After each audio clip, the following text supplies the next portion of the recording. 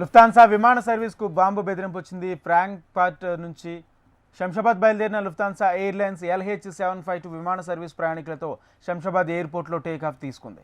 Human IED suicide blast చేస్తున్నామని ఎయిర్పోర్టుకు mail రావడంతో అధికారులు అప్రమత్తమయ్యారు. బాంబు బెదిరింపు రావడంతో గాల్లోనే విమానం కొద్దిసేపు చక్కర్లు కొట్టింది.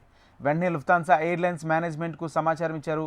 ల్యాండింగ్ చేసి క్షుణ్ణంగా తనిఖీ చేశారు. ఎలాంటి పేలుడు పదార్థాలు లభించకపోవడంతో అంతా ఊపిరి పీల్చుకున్నారు.